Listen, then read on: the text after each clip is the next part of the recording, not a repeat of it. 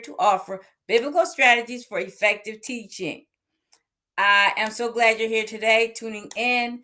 This is my third take on this. I usually don't re-record. Maybe I re-recorded twice before. Once because I wasn't really happy with it, and then the other time because the lighting was so bad. It was really dark. So this today, there was so many issues in a matter of 3 days, three times. So here I am, and I'm so happy to be here. Happy to for this episode. Episode is called entitled it's time to declutter. When I say declutter, I'm talking about your classroom. Um it's time to declutter our classroom. Um, the Bible talks about He'll clean us, God will clean us and purify us. And how could we be purified inside and clean inside, and then we're sitting in a bunch of clutter? You know, it's um, it's everything is in disarray. It's hard for you to concentrate. It's hard for you to be free. It's so funny because just now I had a box trying to put a box here. Then I had two boxes, so two boxes are right here. So I'm looking around as I'm saying this, and I was cluttering up while I was trying to get this stuff together. I have the box over there where my light is at, so this is bothering me. And that's one thing you can't. It's hard to concentrate when you're looking at a lot of stuff, a lot of things in a way. So I have a one scripture on the start. It says, um, "It is creating me a pure heart, oh God, and renew a steadfast spirit within me." Again, we want a clean heart. We want a pure heart, and ha- we ask God for that again. And we're walking around, and everything else is in disarray. It's hard if you're clean. Did you ever take a bath and then you walk through some dirt? It's not comfortable. It's not. You're not going to be comfortable. I'm not going to be comfortable walking clean, praising God. God fixed me, got my heart right, got my mind right. And then not only is that indicative of how we're feeling when we're in and everything is in disarray, sometimes we're feeling in disarray. So we start where we can. Maybe you can get yourself together, but first start your environment. Or secondly, or whatever way you want to find that order. So I went around my classroom and I was decluttering. I was throwing out stuff I knew I was going to grade. It was from last mark period. I had things that I had up on the counter that I had put together subfolders. I put those inside the cabinet. I had a lot of things that I could put away. And it just was, I had things where I have these extra desks in my classroom. And so when I'm teaching a lesson, sometimes I might put something there on one of those desks because I walk over here, then I walk over there. And I have four desks extra that I use. I utilize. Um, One is a projector that has to be there, but I shouldn't leave a book there too. Uh, so different things I was doing, like phonics. I have these big phonics cards. Had them, left them on that where I was at the front of the class. I left them on that other desk. Over there, I made some copies. I left some. No, I went around the class. I gathered that stuff. I put it where it belonged. Same things when I'm working with teachers' manuals. I keep a shelf where I keep my teachers' manuals that I'm using right now. Keep them there, so when I get ready to work on phonics, I pull that out. When I'm finished, I put it back. And math book, math manual, take it out, put it back. So however I do it, like I have, even on my desk, there's a place to put my phone. I have this little holder, put my phone there. So I had to clean off my desk because my desk was getting full. I had to clean off my desk, and it made me feel better to see things were not all over the place. Not I had a meeting in my classroom 2 days ago, and my students are used to dropping paper all over the floor. Was it 2 days? Today's only Tuesday. It was yesterday. Yesterday, had a meeting. My principal, other teachers, the parent liaison in my classroom. We had a meeting, and what happened? They walk in my classroom. We sitting around this table, and Papers all over the floor. Students are just dropping things, headphones, pens, pencils, erasers. Today I came in and I'm like, no, we're not doing this again.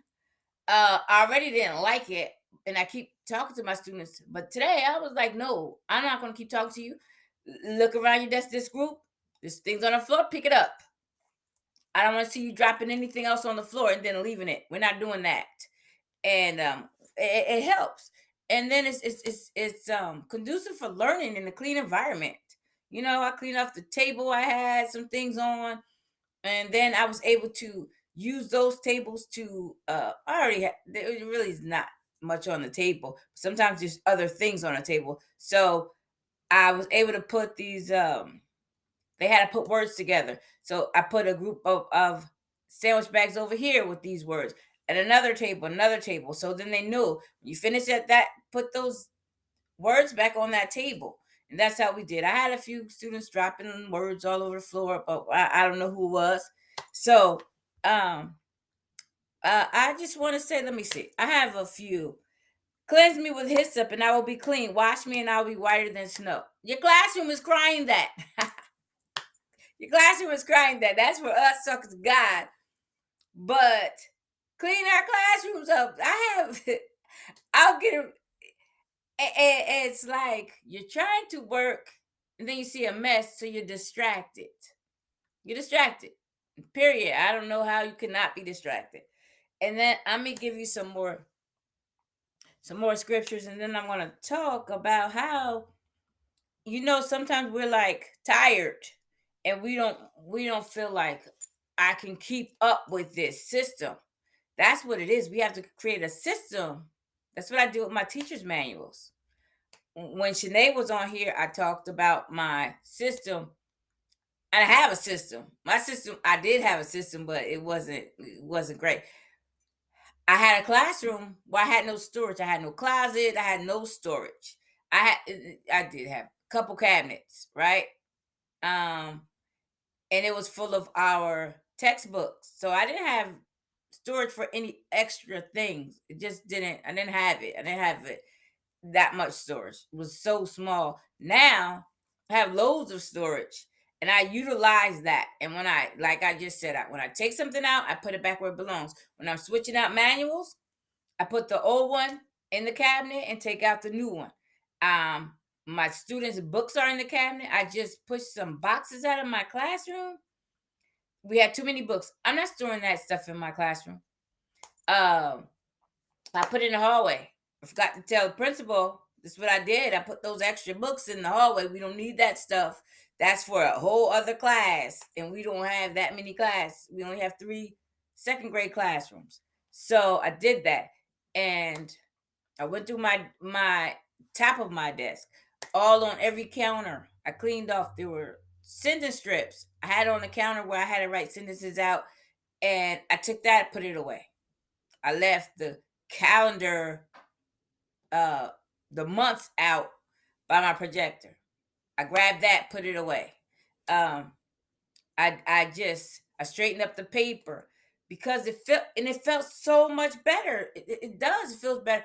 Just like if God cleanses you, you feel better when you feel fresh, and your mind is open. You're ready to produce. You can produce better in a clean environment because you're not distracted by all this junk, all this stuff all around.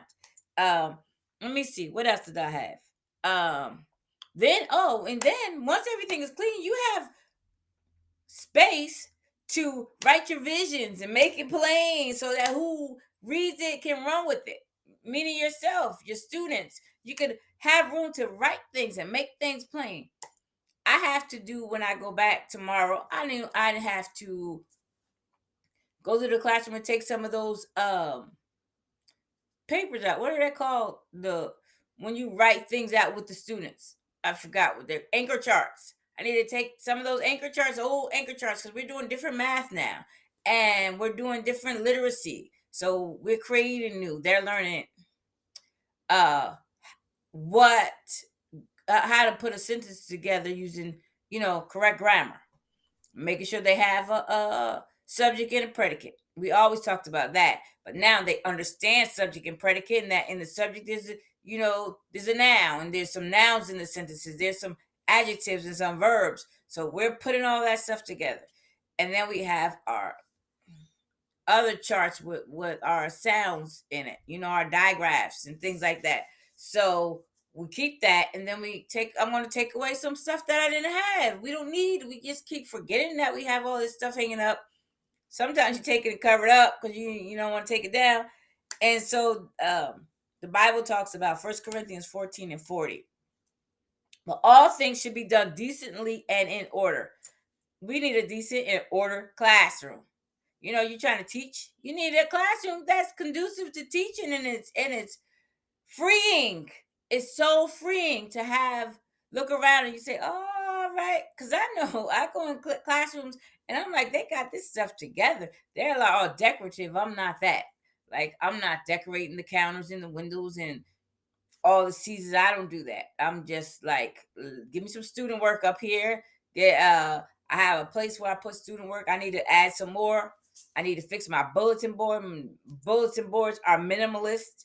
They have uh they have minimal things up there.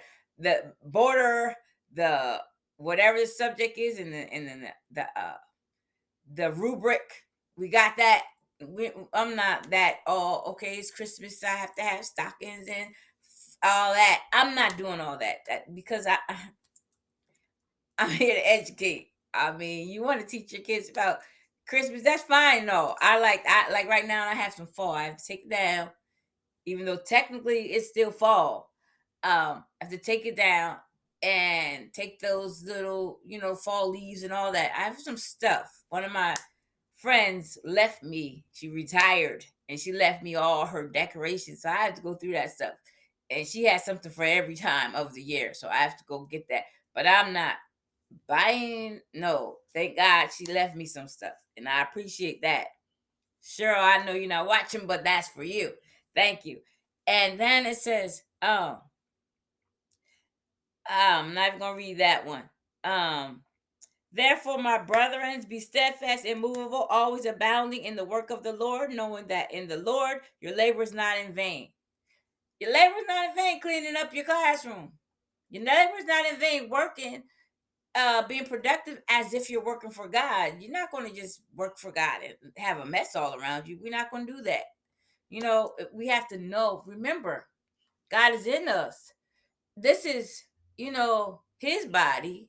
We're on borrowed time. We're in a borrowed body because this body's gonna perish. But you know, if you believe in God, you know that you are in this body. This body is a place for you to dwell, and then it's gonna perish unless Jesus come back before you die.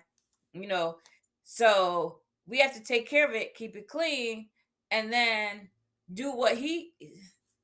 I said that to say he's here with us. We're walking with oil. Remember that we are educators with oil. So we're going to educate with oil. Everything we do, we're going to educate with oil. We're going to act like the Holy Spirit, not act like, no, be reminded of, acknowledge that the Holy Spirit is within us. So everything we do is like we're looking through his eyes. We're looking through our eyes and we're filtered with our experience, our life experience, and the Spirit of God. So we're doing things as if we are acknowledging that He's in us. So we're gonna do, be unmovable, abounding in the work of the Lord, which is, if you are a Christian, you are a teacher, if you are a child of the King, working as if Jesus is your Lord, not just your Savior, but your Lord, and He's guiding us and He's directing us, then you're going to do everything as if you're doing it for Him. So we're serving. This is our work, is to serve our students. And as we're serving, we're going to serve with gladness. We're going to serve with joy. We're going to serve with the Spirit of God, walking in love, all of that. And we're going to be, taking care of our classroom, taking care of our body, taking care of our minds. Take care of our minds by keeping our environment decluttered, clutter free. That's the word, clutter free. And as soon as I get off here, I'm going to declutter some more. I can never stop decluttering. I have uh one closet, and I have a bedroom that's actually a closet. So I can never stop decluttering. I have a room. My bedroom is full of. It has a section that has a lot of toys for my grandkids, and I'm trying to hold on so they can get their stuff when they get the chance. But I'm gonna never stop decluttering. So I have some boxes I've been saving. I don't need those boxes. Somebody was moving. I was saving. I'm not. I'm getting rid of those boxes. I use a food service. They come, my food comes in boxes, and I have to break some two boxes down, break that stuff down. I'm gonna declutter so I can be free. I can be free. And that's freeing. Um, Let me see. I have some more scriptures? Um, you know, Psalms 51. Where is that? Is that on this page? Proverbs 10 and 4. A slack hand causes poverty, but the hand of the diligent makes rich. Slack hand, and the reason I use that is because we need to be um uh diligent. That's the word that it says anyway. Diligent in what we do. And I we can't be lazy. Too lazy to clean up, too lazy to straighten up. And you can't. You got to take time, say, this is what I'm going to do. But then you create a system once you declutter, because we got to declutter sometimes. But once you declutter, create a system that doesn't allow, that doesn't contribute to that cluttering up. Have a system, like have a system in your classroom. Like I said, take out what you need and put away what you don't. If you have cabinets, if you don't have cabinets and you have shelves, put together a system. I have another teacher. She always used her shelves, and her shelves look so nice and neat because I didn't have shelves, and now I'm watching her with her shelves. Even last year, her and her shelves, she knew where her things were, and they were nice and neat and orderly. Now I have cabinets, so I put my things, and I know this is my science and math cabinet. This is my literacy and social studies cabinet. This is where I put that stuff, and this is where I know it's going to be. So if I'm looking for a reading book, a student saying I lost my book, or another student comes in and we're reading, this is where I know the books are going to be. I know that. I know these are the sections. This is where I need to change the calendar. I know that's where the calendar is. So create a system where you return things where they belong. Make sure you have it decently in order. And it Proverbs 16:9 says, "The heart of a man's plan, the heart of man plans his way, but the Lord establishes his step." Have a plan. How you're going to, what kind of system you're going to use, how you're going to utilize your system, what system you're going to create in order to make everything run smoothly. And God is going to establish your steps. You're not going to know every step of the way. I know this is how I'm going to do this. This is what I would like. As you walk along the way, God is going to establish you. And then some things might say, "Oh, I shouldn't have did that." God will fix it to make it run smoothly. He will show you when your mind is clear. Then you'll see opportunity. You'll see ways to um, you'll see ways to be productive. Into walk in that productivity. And I have, let me see. Let me see. I have something else. Did that. Let me see. Yeah, that's all about cleansing, creating me a clean heart. We did that. Now, okay. So I want to say, God, First Corinthians 14:33 talks about, for God is not a God of confusion, but of peace, as in all the churches of the saints. That part, there was talking to the church of Corinth about different things that's happening, but you already know, we know this, that if there is um disarray, things are in a mess, then there's confusion as to where things belong, confusion of what to do. what should I do first if everything is just a mess, like chaotic? Chaos is described as a force going through, and as the force goes through, it turns everything upside down. That could happen. That could look like chaos when your class is all in disarray, and you don't want chaos going through your classroom. You want everything to be at peace. You don't want confusion in your classroom. Confusion as, watch this. I put down a book, and say I put down a book or my phone or whatever in a place that I don't normally, because I'm doing so much, right? I do it, and then I can't find it. I'm all confused. Where did I leave my phone? Where did I leave that book? I'm trying to find this book. I need a book that I'm reading and we're working in. I don't know where it's at because I put it someplace different. So uh God is not a God of confusion. If once you establish a system, you follow that system, you won't have to declutter so much. But now is the time to declutter before we go on winter break. We're going on winter break. Some people may be on winter break. I know the South, sometimes they take a whole month sometimes. I don't know when they start. Maybe they don't start till right before Christmas.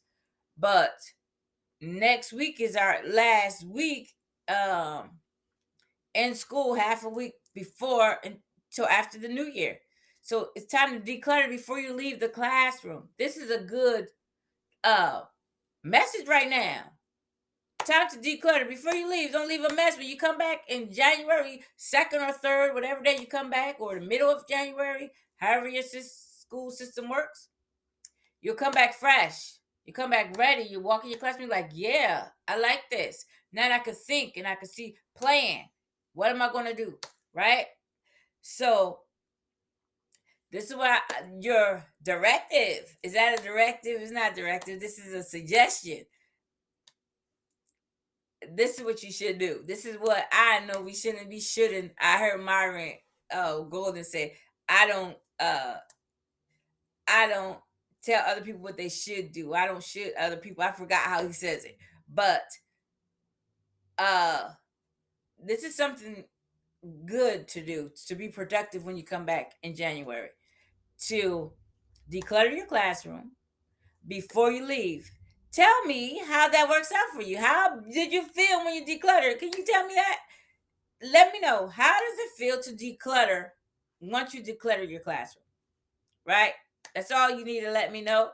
How to how did it work out for you? So again, I want you to like, share, and subscribe. I am Ronette Branham. I'm so happy to be here with you. And also, if you see my logo was made by Stephanie Blasco. That's the art teacher at my school. She did an awesome job. I wish you could actually see the actual logo that she did on paper. She drew it. One of my students said, how did she make that look so real? How did she make that 3D? I didn't know they knew 3D. And I just said, she's just an artist. She's great. I asked her one day, how um can you draw really well? And she said, yes, I can. And I was like, okay, let me see. This is what I have in mind. This is what I had, but I can't use that because it's I got it offline. And so she did that thing. She did that logo. So you're gonna see it on my screen. And her name's Stephanie Blasco. I don't know how you look her up. She may have Facebook. I if you looking for a logo creator, you tell her what you want, she'll get that thing done. um Again, I am so excited about what I have coming for 2023, things that I am gonna focus on. And I want to um I have in mind, and this is for towards the end before school starts in September, but I have some things before that I'm working on that will lead me to be able to do that. I want to have a workshop for teachers in either before school starts in August, before September, or maybe because in New Jersey we have that teacher convention in November. If we can have it that time, I'm going to see. But I want to have a workshop for Christian educators come together and prepare for what our school year is going to entail, and we'll prepare ourselves and come together with suggestions and strategies, and just brainstorm and then put it all together, and then have have plans, you know, for what we're going to do to make our life easier, to make teaching easier. So that I'm excited about that. I have that on my plate, and now you know I'm going to do it because I told you I spoke that thing out. It's the first time I spoke it out. Did I? Oh no, I spoke it out to my mentor. I have a mentor, and I'm loving it. So I just speak to that one other person, and I'm working on something else for June that is going to be able to um make myself visible, so that once I get ready for that in August, that it'll work. Everything works smoothly. Hopefully, not hopefully. I know it's gonna work smoothly because God gave me that. When He gives me something, I got it. So again, thank you for tuning in. Like, share, and subscribe on your uh, podcast platform, Apple, uh, Amazon, Spotify, whichever platform you're on listening to me. Subscribe, and then uh, like my page on Facebook. Is that how you do it? You like the page? Follow me, however it works on Facebook. I have to go back and look. I know you like the page.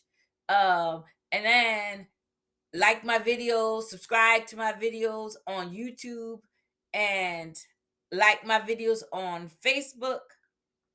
I'm not saying that just to like it. Actually like it. Actually like the videos. Like them. Because I'm loving this one right here. I'm loving it. There's so many that I really enjoy. And I'm learning some things as I move on and I progress. And so this is why I did this for the third time. I had a rough time. So I know I keep talking, but thank you again. Thank you for tuning in. I appreciate it, and I'm counting on the fact that you are being helped. You have some place to go, somebody that of like mind, that's speaking the same words and that are reminding you that you are walking with oil. And I'm that one to remind you that you are an educator with oil, right? So educate with oil. Thank you, and have a blessed day.